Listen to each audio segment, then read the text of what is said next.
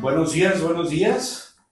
Estamos hoy reunidos con nuestro amigo y bien ponderado evangelizador católico internacional, misionero, Marino Restrepo, quien nos honra con su presencia aquí en Mazatlán.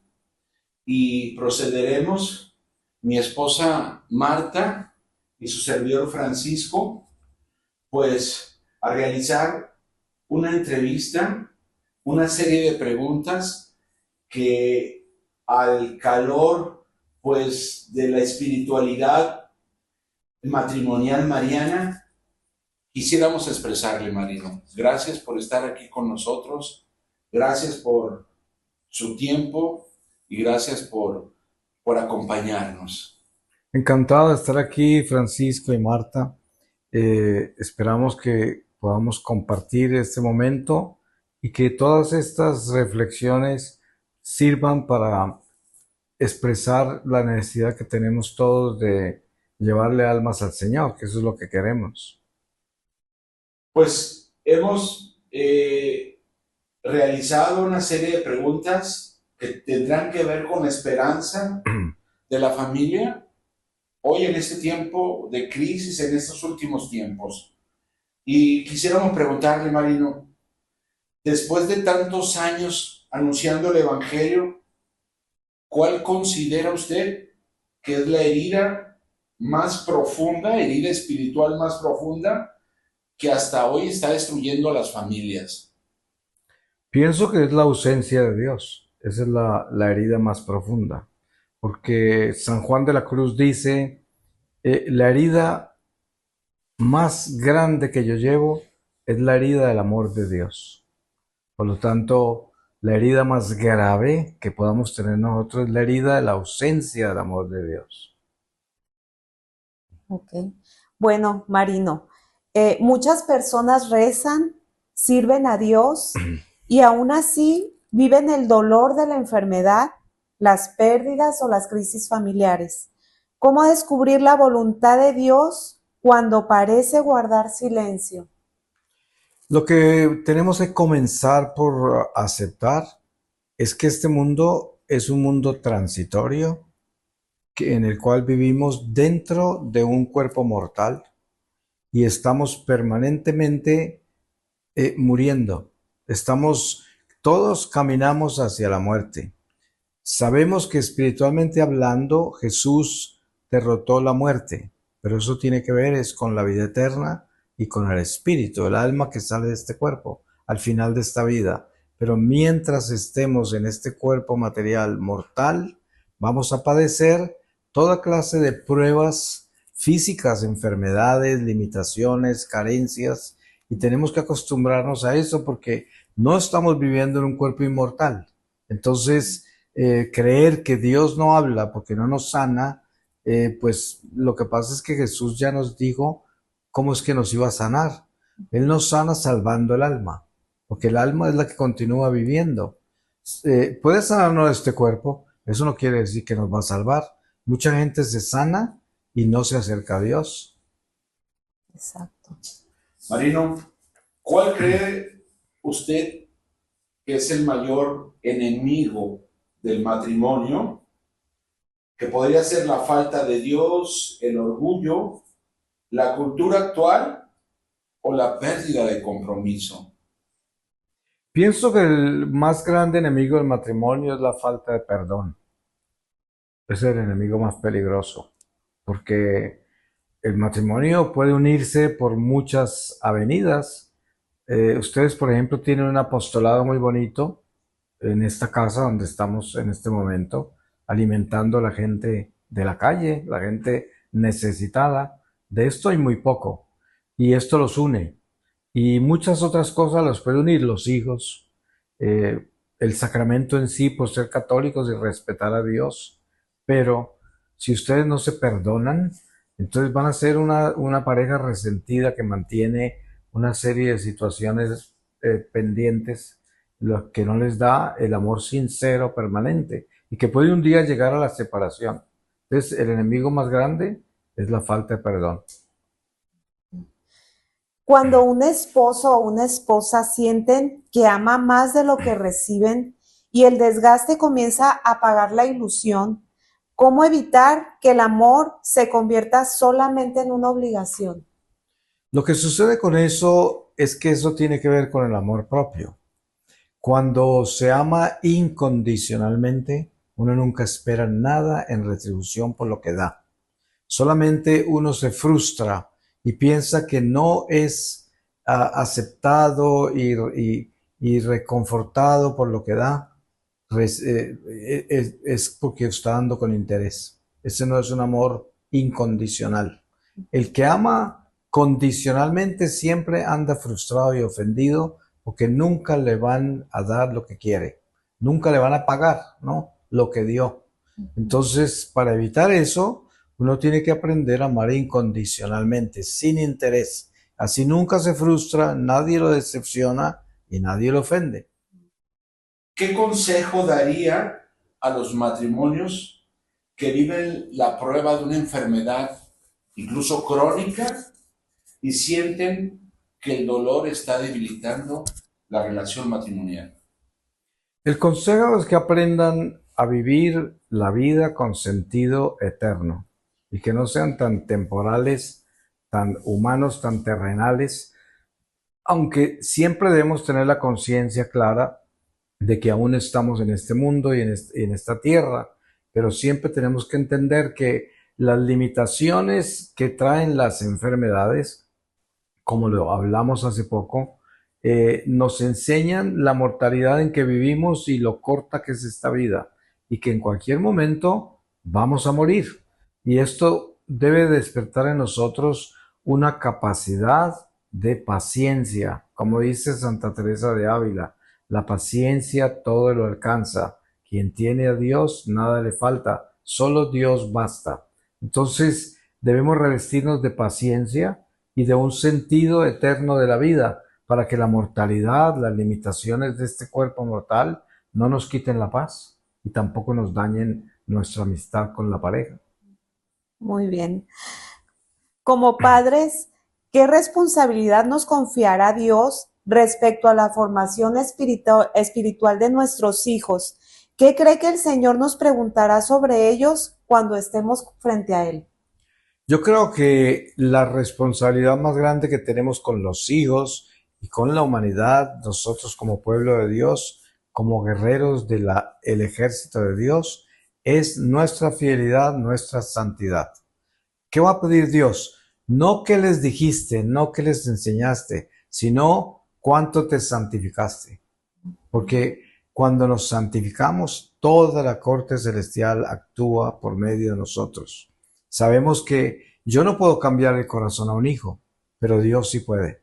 Entonces, si yo soy un instrumento de Dios y Dios habita en mí, desde mi corazón, Él puede actuar para ayudar a mis hijos. Entonces, ¿qué es lo que va a pedir el Señor cuando me encuentre con Él?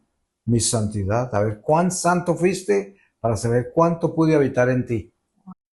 Marino, muchos padres reconocen que no sembraron la fe ni los valores cuando sus hijos eran pequeños. Hoy los ven alejados de Dios y sienten culpa, muchos de ellos. ¿Todavía habrá esperanza? ¿Qué pueden hacer los padres en esos casos? Prácticamente es una continuación de lo que ya hemos hablado. Lo único que puede traer un aporte efectivo para la salvación de todos es nuestra santidad, nuestra fidelidad, sin importar cuándo empiece. Sus hijos se fueron y ya se alejaron por culpa de que no se les sembraron los valores a tiempo durante el tiempo que estuvieron con nosotros. Eso no es el fin. Todavía se puede dar lo más importante, que es la luz que nosotros acumulamos con la santidad. Nunca es tarde para santificarse. y al santificarse nos llenamos de luz y esos hijos ninguno se perderá si yo me santifico. Ok. ¿Qué les diría a esos padres que ven a un hijo atrapado en las adicciones, en la violencia, en la indiferencia hacia Dios o un estilo de vida que los hace sufrir profundamente? Pues normalmente cuando una persona se pierde así y se aleja totalmente de Dios y se naufraga en el mundo, en el vicio, en todo esto, nosotros más que nunca debemos convertirnos en esos faros de luz en alta mar, ¿no? Es como esos botes están allá en la oscuridad del océano del mundo, navegando a la deriva, pero nosotros estamos acá como un faro, siempre prendido, siempre iluminado, para que ellos vean dónde está la luz, a pesar de que estén tan lejos. Pero ellos saben que al mirarnos están viendo la luz. Entonces debemos convertirnos más que nunca en un faro de luz. Marino, ¿dónde termina la responsabilidad de los padres y dónde comienza la libertad de los hijos? ¿Cómo dejar como padres de cargar una culpa que ya no les corresponde? Bueno, la responsabilidad de los padres nunca termina. Lo que pasa es que cambia de niveles. Hay una responsabilidad primaria que es cuando los hijos viven con nosotros, cuando son niños, cuando son jóvenes, cuando todavía dependen de nosotros. Esa es la primera etapa de responsabilidad. Ahí aprovechamos nosotros como cristianos que somos de darles a Cristo, de darles valores, de darles principios, de entregarlos a la sociedad siendo honestos y gente buena y productiva y con amor al prójimo, con respeto a la vida. Ese es el principio de la educación. Una vez que parten ya y tienen alas y salen del nido, la responsabilidad nuestra es seguir siendo ejemplo, un ejemplo cristiano para ellos. Como acabamos de decir, como un faro de luz que está encendido. No importa dónde vuelan esas aves cuando salen del nido, que siempre sepan que allá donde nacieron, donde crecieron y los educaron, allá está la luz. ¿Qué puede hacer una esposa o un esposo cuando solo uno desea vivir cerca de Dios y el otro rechaza la fe o incluso se convierte en un obstáculo para su crecimiento espiritual? Le toca aumentar todavía mucho más la fe, santificarse más, fortalecerse más y no dejarse disminuir por la falta de fe del otro. Como dice San Pablo, uno se convierte en la salvación del otro. Marino, ¿cómo evangelizar a la propia familia sin imponerles nada, sin discutir y sin alejar más a quien amamos? Pues primero uno tiene que comenzar porque en algún momento uno tiene que haber testificado la verdad a ellos. Y después de eso lo que se hace es regar esa semilla que se sembró con el ejemplo que uno les da. La perseverancia es la que manda en la palabra. Yo vengo y hablo de Dios a la familia, muy bien, todos me escuchan, pero luego después de eso me van a mirar con una lupa a ver si verdaderamente yo camino lo que predico. Entonces, ¿qué es lo que va a tener más fuerza? Primero, la palabra que yo dije es una semilla, pero esa semilla no germinará si yo no soy agua para regarla. Y para hacer agua para regarla, yo tengo que ser perseverante. Y cuando ellos me miren en cualquier momento durante el tiempo que tengamos de vida, tienen que verme a mí viviendo la palabra que les prediqué. Es la única manera en que yo puedo dar fruto en eso, porque en esa forma el Espíritu Santo puede actuar. En una sociedad que ofrece tantos modelos contrarios al Evangelio, ¿qué prácticas concretas debería vivir una familia para conservar a Cristo en el centro del hogar? Bueno, la iglesia de por sí es nuestra madre, nuestra maestra, nuestro nido que nos mantiene libres del mundo. Jesús, cuando le oró al Padre por nosotros antes de su pasión, le dijo al Padre, Padre, yo no te pido que los saques del mundo, porque ellos no son del mundo como yo no soy del mundo. Solo te pido que los protejas del maligno. Entonces, la iglesia con su doctrina, con sus sacramentos y tradiciones sagradas, la oración, nos mantiene alimentados y fortalecidos para no dejarnos pervertir del espíritu del mundo. Entonces, las prácticas son las que nos enseña la iglesia. Y en ese tenor, por ejemplo, Marino, si usted pudiera dejar una enseñanza profusa, indeleble a los padres para ayudarles a formar hijos santos y felices, ¿cuál sería? Pues la honestidad, la sinceridad, la coherencia. Que esos hijos vean que lo que yo les estoy enseñando, yo también lo estoy cumpliendo. Eso es básico, muy importante, porque los jóvenes son muy inteligentes, son muy rápidos y ellos tal vez no expresan lo que ven, pero y también por respeto a los padres, porque son la autoridad. Pero si un padre les está predicando a Cristo, les está enseñando valores y moral, pero el padre es inmoral, no tiene valores y no obedece a Cristo, esos hijos no van a recibir ningún ejemplo. Entonces, uno tiene que cuidarse de ser coherente, honesto, sincero, perseverante en lo que predica. Ok. ¿Qué mensaje de esperanza le daría a quienes sienten que su matrimonio o su familia ya no tienen solución? Lo que sucede con los conflictos familiares es que cada matrimonio está hecho de muchísimas dimensiones. Por ejemplo, es muy común hoy en día que muchos matrimonios no se preparan para casarse y la mayoría descubren que no son compatibles como matrimonio ya cuando están casados y ya cuando tienen hijos muchas veces y terminan separándose porque no debían estar casados de todas maneras, ¿no? Por eso existe el tribunal eclesiástico y hay nulidad matrimonial, porque muchos matrimonios nunca existieron, no debían haber sido, ¿no? Entonces, primero hay que enseñarle a los jóvenes a tener una preparación antes de casarse. Todos esos cursos prematrimoniales que hay, prepararse lo mejor que puedan. Y ya los matrimonios que se consumaron, que son sacramentales y tienen hasta hijos, les toca tomar una decisión muy grande porque si las diferencias son enormes y no tienen la capacidad para perdonarse y piensan que no van a alcanzar a vivir una vida coherente para ser ejemplo para los hijos, deben buscar la nulidad matrimonial en la iglesia y buscar comenzar una nueva vida y remediar todas esas diferencias. Okay. Marino, nosotros somos un movimiento matrimonial mariano, que así nos llamamos. Somos un grupo de matrimonios que está trabajando pues por dar alguna expresión de solidaridad a muchas otras familias que están pasando por situaciones difíciles. Buscamos darles y buscar herramientas juntos y soluciones para ellos. El elemento esencial de nosotros que nos sostiene, por ejemplo, el matrimonio de Marta y mío, es el rezo del rosario. El rezo del rosario para nosotros es tan importante como la comida del día. Cada día mi esposa y yo y los miembros del movimiento matrimonial mariano estamos rezando el rosario juntos como matrimonios.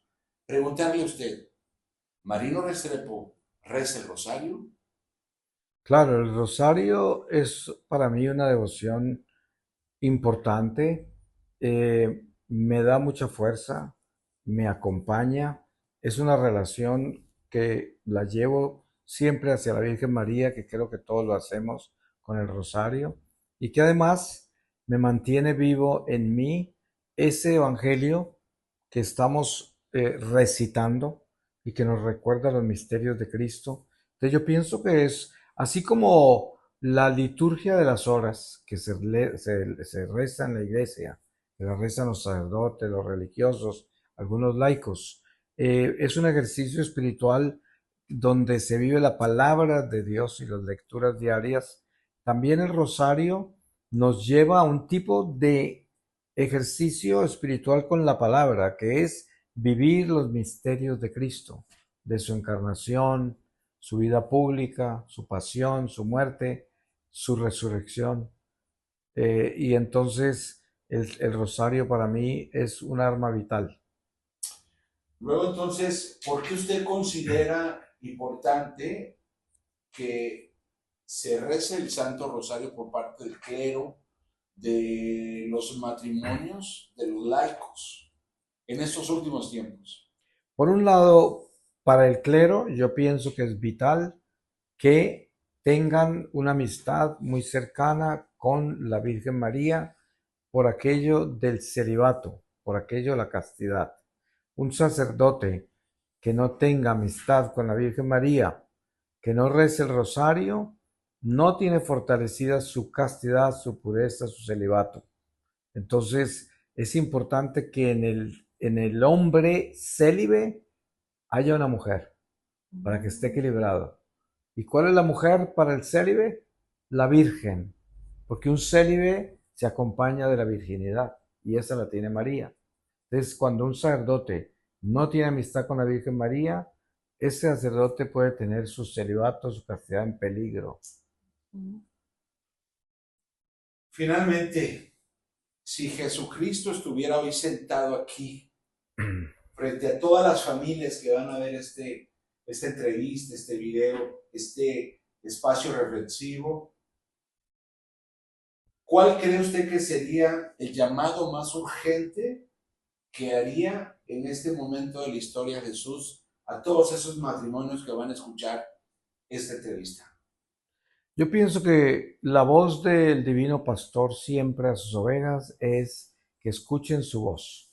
Y su voz nos está pidiendo la conversión del corazón, que fue lo que él vino a traer, la circuncisión del corazón, que es nuestra conversión, donde yo decido ser de Dios 24 horas al día. Por eso el mensaje de la Divina Misericordia que nos pide Jesús por medio de Santa Faustina. Jesús, yo confío en ti. Este divino pastor está diciendo, confía en mí. ¿Y qué quiere decir eso? Que confíe en su evangelio, en su enseñanza. Pues Marino, para concluir esta reflexión, esta entrevista, quisiéramos pedirle que si pudiera elevar una oración aquí frente a la cámara por todas las familias que van a escuchar esta entrevista y van a ver este video, todas aquellas familias que la esperanza ha desaparecido frente a cada una de las circunstancias que estuvimos expresándole en cada una de las preguntas. ¿Qué mensaje esperanzador usted pudiera finalmente concluir y elevar una oración por todos nosotros? Bueno, vamos a pedirle al Padre Celestial, por medio de su Hijo Jesucristo, y que en su Santo Espíritu, que es el que sana, el que nos acompaña, el que nos da la luz de Jesucristo que fue prometida por él, de que estaría todos los días de nuestra vida, que se apiade de cada uno de nosotros, de estos matrimonios, de estas familias, de todo lo que viven cada uno en sus vidas particulares, las luchas, las pruebas, también las alegrías, los frutos del amor que son los hijos, y cuando no hay hijos, los frutos de la misión que como matrimonio tienen en la sociedad y en la iglesia, que es muy valioso, la presencia de un matrimonio en todas las pastorales de la iglesia y en la sociedad, que nos dé la bendición de ser valientes, porque ¿qué necesitan estos matrimonios? Valentía, y la valentía se da solamente buscando el bien, que nosotros nos levantamos a ser buenos, a cambiar el corazón, a buscar superar nuestros defectos. El demonio quiere destruir la familia porque es lo que más daño le hace. La familia es la fuente de las vocaciones. Todo sacerdocio, toda vida religiosa, todo misionero, todo laico comprometido sale de una familia. Por lo tanto, la familia es la cuna de la iglesia que se desprende desde la Santa Familia de Nazaret, de María, José y Jesús. Entonces, entendamos que el Padre Celestial, que es un Padre bueno, siempre derrama sus bendiciones por medio de su Hijo, en la obra de su Espíritu Santo, aquellos que están abiertos a la gracia. Entonces, abrámonos a la gracia, abrámonos a las bendiciones de Dios con el deseo profundo de corazón de ser buenos, de ser de Dios, de obedecerle a Dios.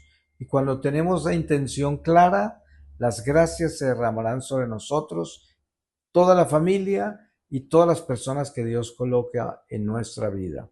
Señor, bendice todos estos matrimonios, bendice todas estas familias, sus hijos, sus necesidades materiales y espirituales, sus luchas y sobre todo protégelos del maligno. Por Cristo nuestro Señor. Amén. Amén. Para que cada familia Sea un hogar de María.